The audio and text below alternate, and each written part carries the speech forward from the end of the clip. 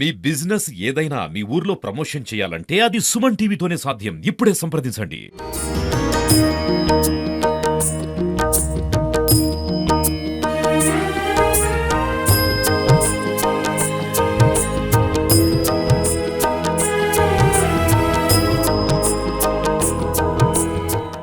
Live లో చూడొచ్చు. ఇప్పుడు ఆల్రెడీ పూలాభిషేకం, పాలాభిషేకం, అలాగే కుంకుమాది ద్రవ్యాలతో కూడా స్వామివారికి అభిషేకం జరుగుతుంది. ఎంత గొప్పనైన దృష్టం అని చెప్పొచ్చు. మన తెలంగాణలోనే ఇది మొదటిసారిగా ఇలా నిమజ్జనం అనేది, ఇది రెండవసారి ఇదే ప్లేస్ లో జరగడం అనేది గొప్ప విషయము. చూడండి ఒక్కసారి, మనకి ఇంత అదృష్టము తెలంగాణకు రావడం, అది కూడా బోరగల్లులో ఇక్కడ స్వామివారిని నిలిచిన చోటనే మనం చూడొచ్చు.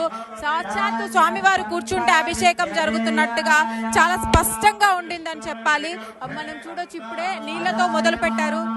నీళ్లతో ఇక్కడ మొదలు పెట్టారు. పాలు నీళ్లు అన్ని కలిపి అక్కడ బిందెలతోని పైకి ఎక్కి ఇలా అభిషేకం చేయడం జరుగుతుంది. అదంతా మనము ఇక్కడ సాక్షాత్తు స్వామివారికి ఇలా చూడడం అనేది అయితే చాలా గొప్ప విషయము. చాలా మంది పురోహితులతో ఇది జరుగుతూ ఉంది ఇక్కడ లైవ్ లో. అలాగే వర్షం కూడా స్టార్ట్ అయింది. ఇప్పటి వరకు కూడా ఎండలో కూడా భక్తులందరూ ఇక్కడ నిలిచి ఉండడము చాలా సంతోషమైన విషయం అనే చెప్పాలి. భక్తి పారవశ్యంలో అందరూ మునిగిపోయారు.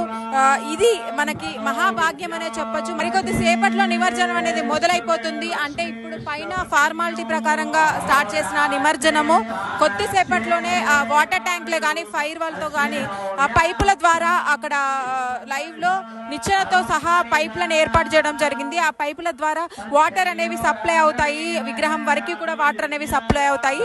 సో అక్కడికి వెళ్ళి అక్కడ పైపుల ద్వారా పైనుంచి కూడా వర్షం కురిచినట్టుగా కురిపిస్తారు. దాని ద్వారా మట్టి కొంచెం కొంచెంగా కరిగిపోయి మొత్తం కూడా నిమజ్జనం అవుతుంది అన్నమాట.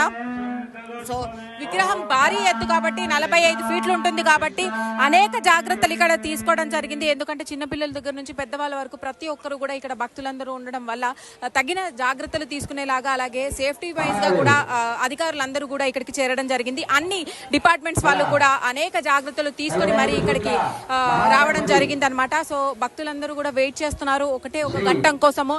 ఈ రోజు నిమజ్జనం ఎలా జరుగుతుంది ఏంటి అనేది చూడడానికి సిద్ధంగా ఉన్నారని చెప్పాలి.